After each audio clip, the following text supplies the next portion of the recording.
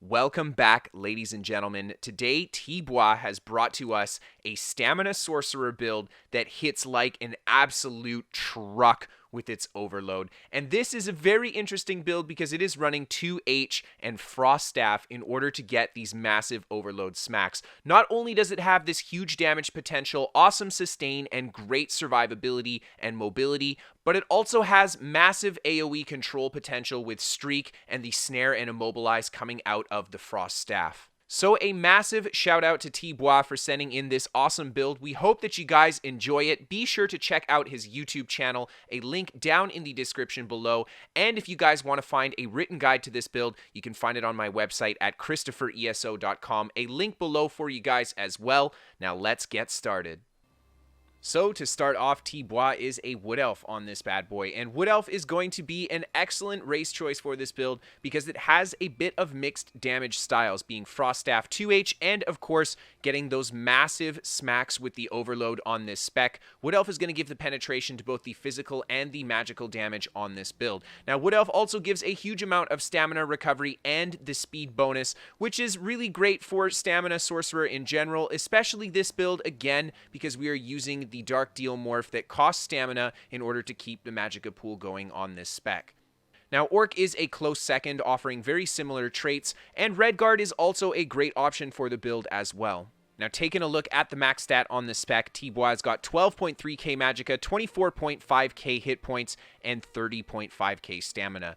A little bit more max Magicka on this build thanks to running the Tri-Stat Hacky Joes, and this pool will be important to have around this value simply because we're going to need the Magicka for the streaks as well as the Blockade of Frost.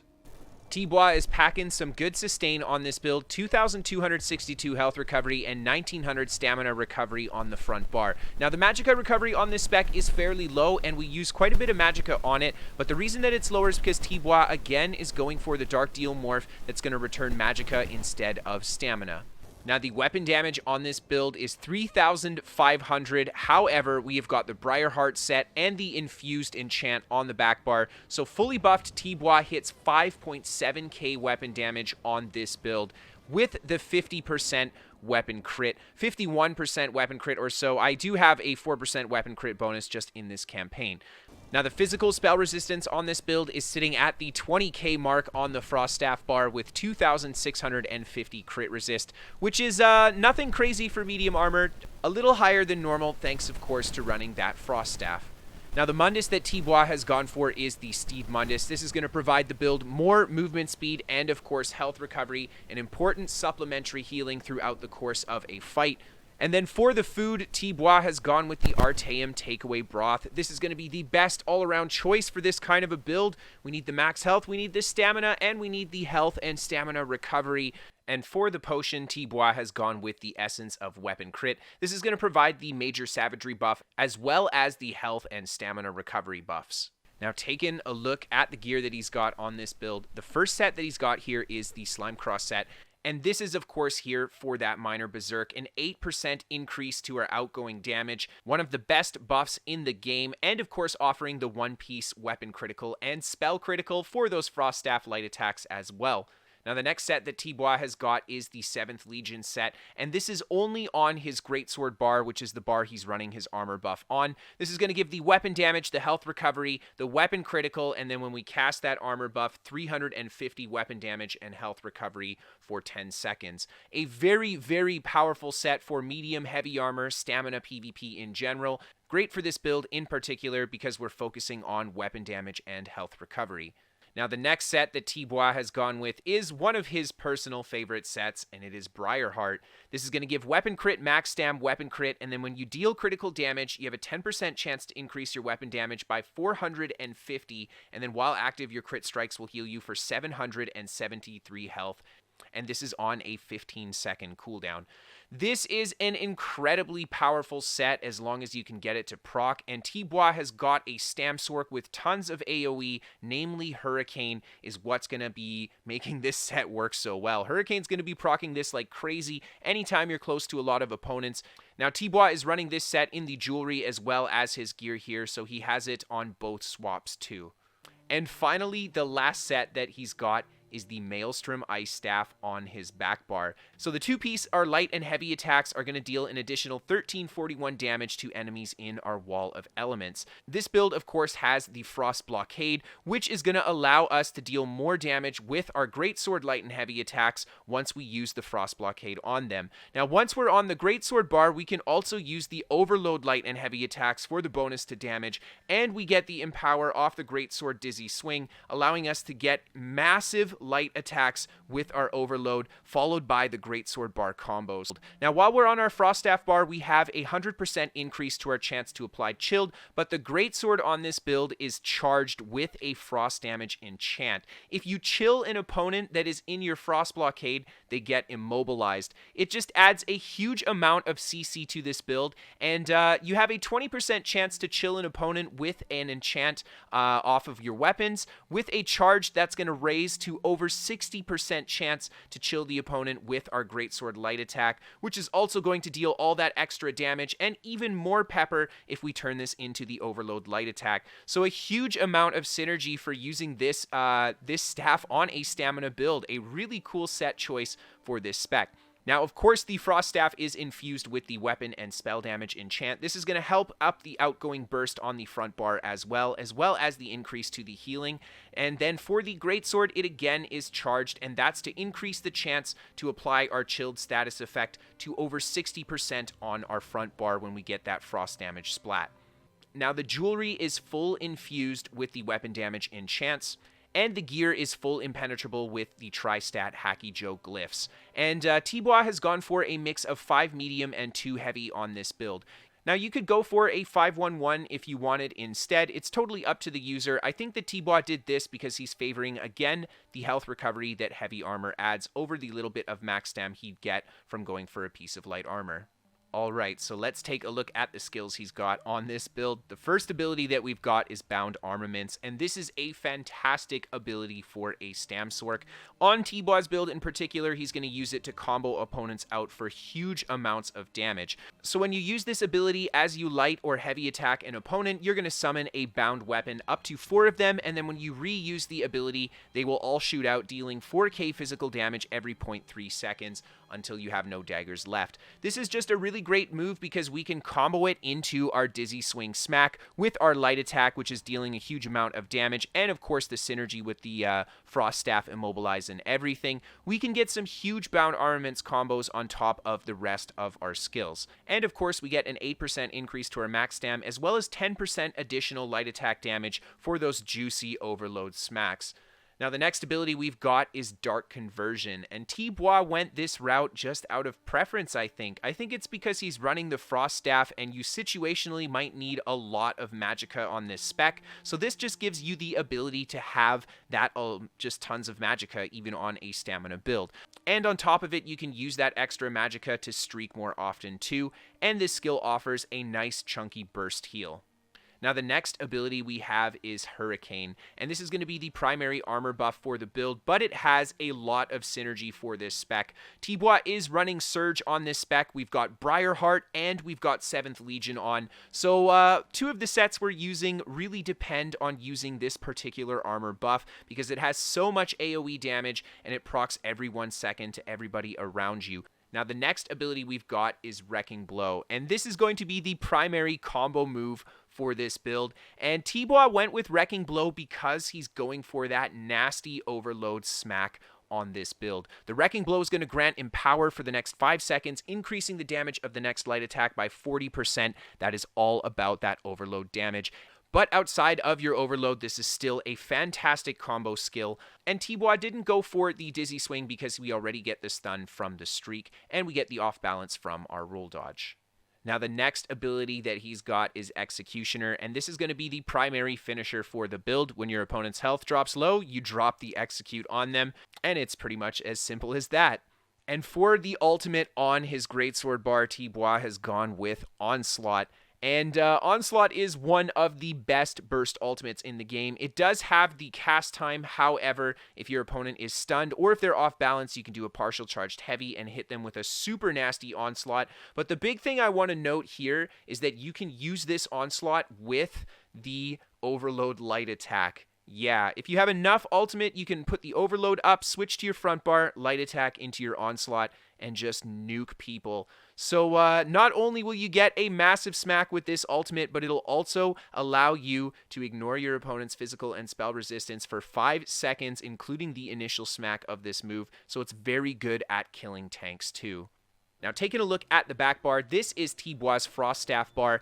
Taking a look at the first ability we've got, T-Bois gone with Streak, and Streak is going to be the primary stun, the primary mobility for this build. It lets you just teleport wherever you're looking, stunning everything that is in between you and where you're teleporting, and of course the damage on this scales to the stamina build that we're on, so it will deal a decent amount of damage as well. Now the next skill that T-Bois has got is Resolving Vigor. This is his primary heal for the build, and yeah, that's pretty much it. Whenever you need a big heal, you're going to go for that Vigor, and that's it.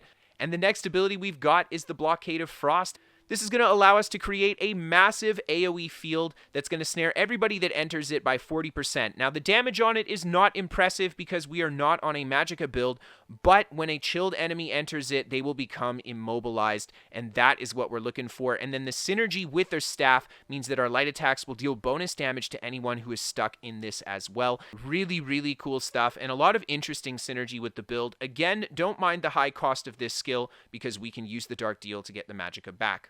Now, the next skill he's gone for is the Critical Surge, and this is going to be his primary access to the Major Brutality, as well as a heal for this build over time. Again, synergizing so much with the health recovery and the Briarheart sets on this build. It's going to allow T-Bois to have a great amount of healing as long as he keeps his defensive buffs up. And then finally, the last ability we've got here is Channeled Acceleration, and this is the access to the Major Expedition buff as well as the Minor Force buff, both important for the mobility and the damage. Now, you don't have to go for the Channeled Acceleration morph. You could go for Race Against Time and then get some snare immunity as well. It's really up to you. This build doesn't really need it because it's already so fast. And the last ability we've got is Power Overload, and this ability here, when we use it, it will replace our light attacks with the Overload light attacks, and that includes both our bars, so our Greatsword bar as well. This is where the synergy of the build is coming to give us that huge Overload light attack. We've got a lot of additional damage going into buffing up this particular smack, and the fact that we can combo it with any of the other abilities on this build means that this has massive kill potential, this spec. You can drop someone from almost full HP if you hit them with a good combo. Now, of course, each shot of this light attack will cost you 21 ultimate while you have the Overload up, so it does not last forever. Alright, let's take a look at the champion points on this spec. Starting off in the tower tree, we got 16 Warlord, 35 Sprinter, and 9 in Bashing Focus. You gotta sprint, and you gotta break free, and you gotta bash in PvP, especially medium armor build. The bash is going to be a little bit of additional damage at the end of our combo. Now, in the Lover Tree, T-Bois has gone for 56 in Mooncalf, 43 in Healthy, 19 Tenacity, and 4 in Arcanist. A nice spread in his regens here. Big focus, of course, Mooncalf followed by Healthy, because these are the two primary regens for the build. And then he favored Tenacity here for that resource return. I do like this choice here because we have a Frost Staff as well as a Greatsword, so we have an option between what resource we want to return with our heavy attacks. The important passive that we get, of course, is Wind Running, 2% movement speed, and that increased health and Magicka recovery while sprinting. Now, taking a look at the Shadow Tree, T-Bois got 40 Tumbling and 48 Shadow Ward. You've got to roll dodge and you've got to block in PvP. Both are very important, regardless of what build you're playing. But this build in particular, because we have a Stamina and a Magicka block, offers a lot of utility by putting some points here. Now, taking a look at the blue trees, T-Bois has got 27 in the Apprentice for that additional healing done because he has so many sources of healing on this build. In the Atronach, he's got 66 in Master at Arms as well as 56 in Staff Expert. Master at Arms, of course, for the direct damage affecting all outgoing burst, but Staff Expert, you know, I didn't understand why he did this at first, but then I read increase your damage with light and heavy attacks for your destruction, restoration stabs, and overload. 28% additional overload damage coming from the Staff Expert here. This is going to stack with everything else that we have going into the increased overload damage. Now, taking a look at the passives here, the Tactician is the important one that we get for that roll dodge to set an opponent off balance. The off balance will offer more damage as well as the possibility to stun with a partial charged heavy attack.